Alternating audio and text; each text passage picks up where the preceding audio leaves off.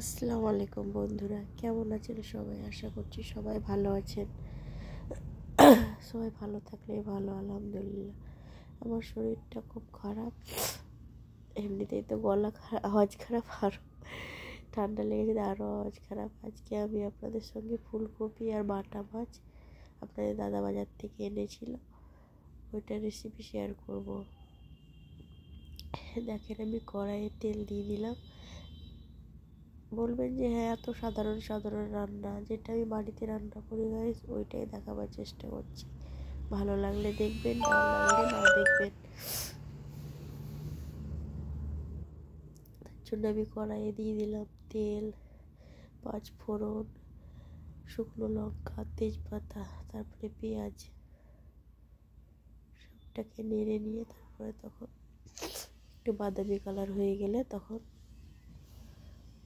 আদা রসুন বাটা দেব।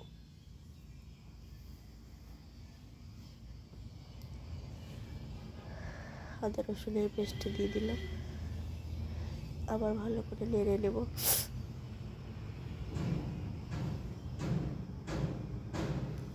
বাড়িতে আমাদের সবাইকে ঠান্ডা লেগেছে।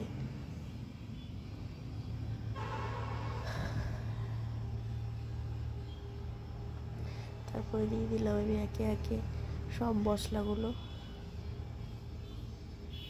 জিরে, ধনে গুঁড়ো, হলুদ, লবণ দিলাম।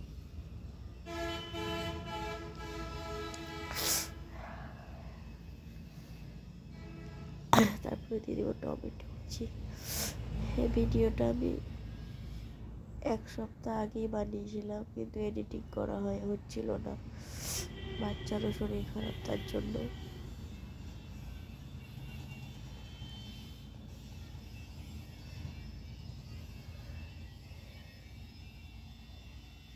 আমরা মানুষরা কীভাবে বলেন তো বন্ধুরা, যে সব থেকে বিষাক্ত হচ্ছে সাপ, কিন্তু এই বয়সে এসে বুঝতে পারলাম যে না, সব থেকে বিষাক্ত হচ্ছে মানুষ। মানুষের থেকে বিষাক্ত আর মনে হয় পৃথিবীতে কিছু নেই। তার জন্য কাউকে বিশ্বাস করবেন, কিন্তু অন্ধবিশ্বাস নয়, চোখটা ভালো করে খুলেই রাখবেন। এই যুগে কেউ অন্ধবিশ্বাসের যোগ্য নয়। দেখবেন, মুরব্বীরা বলেছে যে দুশ্মন পর হয় না, পাতা পেরে ভাত খায় সেই হয়। যাকে আপনি কাছের লোক ভাববেন, বাস পেছন থেকে বাসটা সেই দেয়।